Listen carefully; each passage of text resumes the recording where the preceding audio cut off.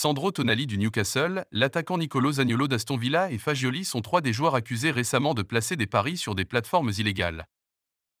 Sandro Tonali et Fagioli ont admis avoir un problème de jeu pathologique et ont accepté de suivre un traitement pour lutter contre leur dépendance au jeu. Les dernières années, nous assistons à une augmentation alarmante de la dépendance aux paris sportifs. Cette tendance touche, de plus en plus, les adolescents.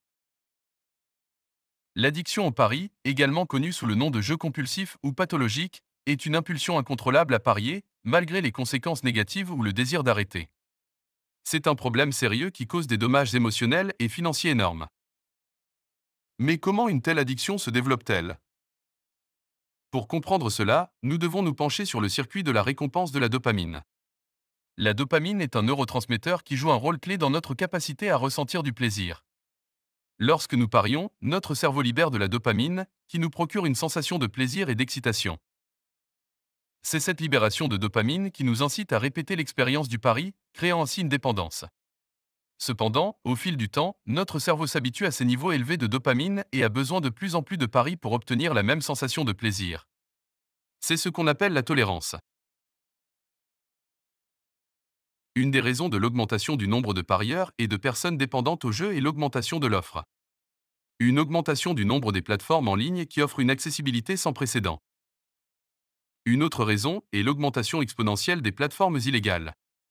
Les progrès technologiques, l'accessibilité à Internet et l'évolution des réglementations dans de nombreux pays ont favorisé la prolifération de ces plateformes.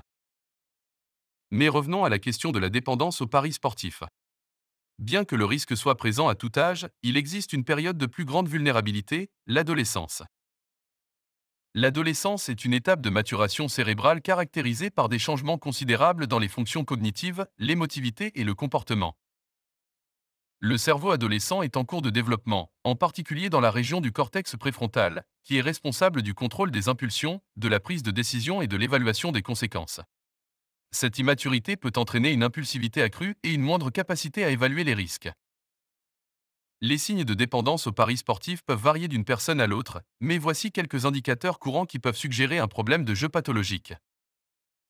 Une personne dépendante des paris sportifs peut être obsédée par le jeu, passant beaucoup de temps à réfléchir aux paris, aux cotes, aux équipes et aux stratégies.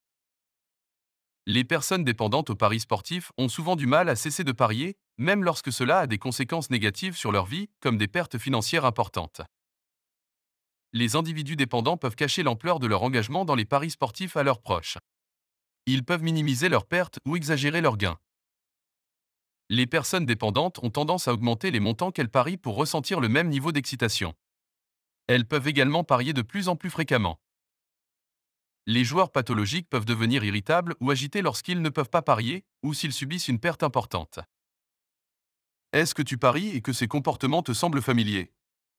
Connais-tu quelqu'un qui présente ce type de comportement lié aux paris sportifs? Si oui, voici deux conseils très importants. Premièrement, la personne doit reconnaître qu'elle a un problème. C'est souvent la partie la plus difficile, mais c'est la première étape pour prendre le contrôle de son addiction. Deuxièmement, elle doit chercher de l'aide professionnelle.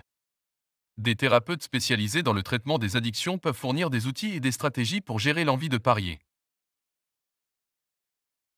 Si cette vidéo vous a été utile et informative, n'oubliez pas de vous abonner à notre chaîne YouTube pour plus de contenu. N'hésitez pas à aimer cette vidéo et à la partager avec vos proches. Votre soutien est précieux pour nous.